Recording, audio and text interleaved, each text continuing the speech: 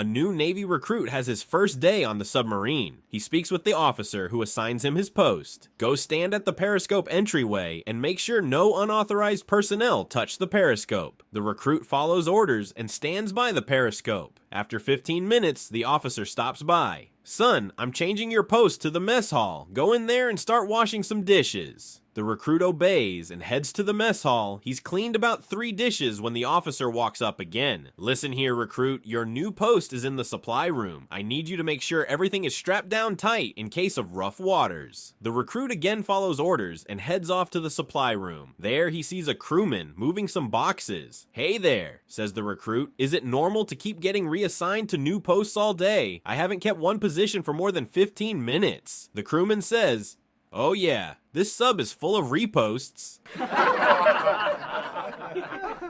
A monocle walks into a bar. After a few drinks, he starts to feel pretty good and a little uncoordinated. He reaches for a cigarette, but the bartender stops him. Sorry, buddy, but due to city ordinances, we don't allow smoking in here. You'll have to step outside to smoke. So the monocle hops off the bar stool and grabs his cigarettes to head outside. Meanwhile, a second monocle emerges from the bathroom. They bump into each other as they cross paths and fall to the floor, hopelessly entangled. They try to get free, but the more they struggle, the more tangled they become. The bartender looks down on this travesty and shakes his head. Hey, you two, he shouts. Stop making spectacles of yourselves.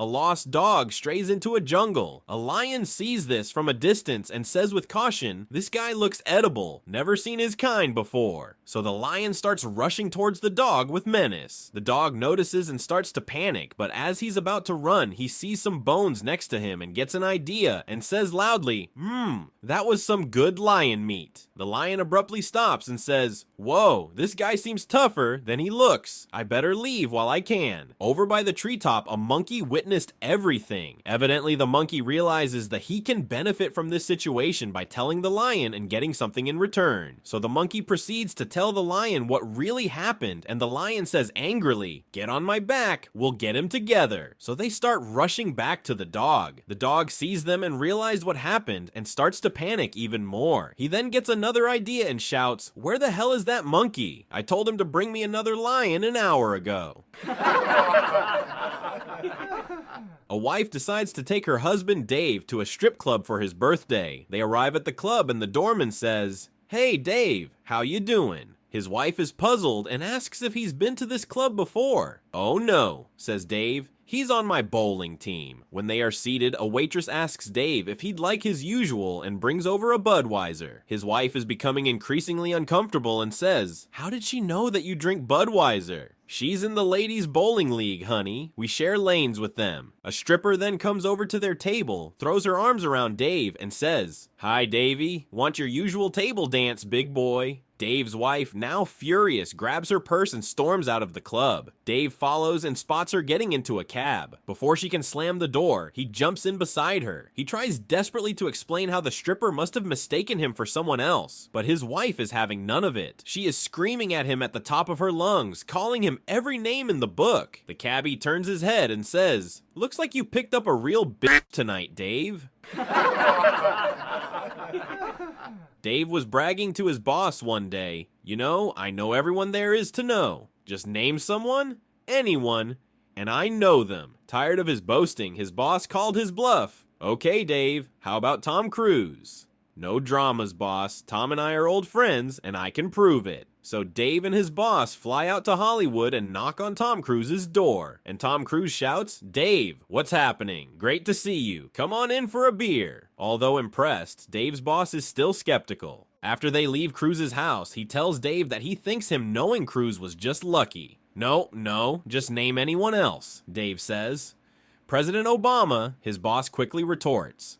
Yup, Dave says. Old buddies, let's fly out to Washington. And off they go. At the White House, Obama spots Dave on the tour and motions him and his boss over, saying, Dave, what a surprise. I was just on my way to a meeting, but you and your friend come on in and let's have a beer first and catch up. Well, the boss is very shaken by now, but still not totally convinced. After they leave the White House grounds, he expresses his doubts to Dave, who again implores him to name anyone else. Pope Francis, his boss replies. Sure, says Dave. "I've known the Pope for years." So off they fly to Rome. Dave and his boss are assembled with the masses at the Vatican's St. Peter's Square when Dave says, "This will never work. I can't catch the Pope's eye among all these people. Tell you what, I know all the guards, so let me just go upstairs and I'll come out on the balcony with the Pope." He disappears into the crowd headed towards the Vatican. Sure enough, half an hour later, Dave emerges with the Pope on the balcony. But by the time Dave returns, he finds that his boss has had a heart attack and is surrounded by paramedics. Making his way to his boss's side, Dave asks him, "What happened?" His boss looks up and says, "It was the final straw. You and the Pope came out onto the balcony, and the man next to me said, 'Who the f*** is that on the balcony with Dave?'" Carl is in the 10th year of a life sentence when he gets a new cellmate, Jim. After taking some time to size Jim up and decide that he can trust him, Carl tells Jim about his plan to escape. "You see," Carl says, "for the first 5 years I was inside, I trained my digestive system to follow my command. Now I can eat something, and it comes out broken down into its components." Jim is skeptical, but intrigued. Carl continues, "For the last 5 years, I've been swallowing pieces off my uniform. It's perfect, because the guards just think it's rats chewing on it." So Jim asks, "Well, what does that have to do with me? How can I help?" Carl says, "Well, the pieces of fabric come out as individual fibers. I figure by this time next year, we'll have enough to fashion enough rope to get over the wall. I just need you to tie the fibers." Jim, disgusted, says, "You have got to be kidding me." And Carl says, "I shit you not." There are two identical twin brothers that live together. One happens to be a well-respected dentist, and the other can't seem to keep a job. Instead of actively looking for work, he likes to sit around at home. One Saturday, the dentist is hungry and puts his brother on the spot. He tells him to get off his lazy behind and go get them some food. After some protest, the lazy brother takes the car and leaves for the store. In the meantime, the dentist takes a nap on his day off. He turns off his phone so he won't be interrupted. About 30 minutes later, the lazy brother gets into a head-on collision in the intersection by the grocery store. His vital signs are fading. He's unconscious and barely moving. An ambulance picks him up and rushes him to the hospital. He ends up in the emergency room under observation, but his condition is critical. They try calling his dentist brother, but he doesn't pick up because his phone is off. The dentist wakes to a knock on the door. Suspecting a solicitor, he ignores it, but the knocking continues. Eventually, he resolves to get up and yell at the person at the door. When he does, he reveals the Grim Reaper. He is just as he appears in movies. A full skeleton underneath a tattered cloak. The Grim Reaper swears. "Oh no. This always happens with identical twins." "What do you mean?" asked the dentist. "Well, if you must know, your brother was in a critical car accident and I've come to take him to the underworld. I'm afraid his time on Earth has ended. I'll take my leave now." The dentist is noticeably upset. He says, "Wait, isn't there some way I can challenge you for my brother's life? After all, you made the mistake. Certainly there must be a way I can bargain for his life." The Grim Reaper asks, "What do you have in mind?" The dentist thinks. "How about a challenge? If I beat you, you let my brother go free." The Grim Reaper laughs. "I will beat you in any challenge. What challenge do you propose?" The dentist smiles. "I propose we see who has the cleanest teeth. 5 minutes of brushing each, then we decide." "Very well," says the Grim Reaper, who makes his way to the bathroom. Once there, he pulls back his tattered cloak to reveal his skull. It's glistening. He takes a toothbrush from the bathroom, loads it with toothpaste, and brushes. After 5 minutes, the shiniest teeth anyone has ever seen glisten and make the room bright. The Grim Reaper grins. "You are foolish human, but you are entitled to your chance." The dentist takes another toothbrush, loads it with toothpaste, and starts brushing like a madman. When his 5 minutes are up, he spits out the paste. He smiles. It's unbelievable. The shine from the dentist's teeth is so beautiful that he can see the Grim Reaper's reflection in his perfectly clean teeth. The winner is obvious. The Grim Reaper hangs his head in shame. "You win, human, this time.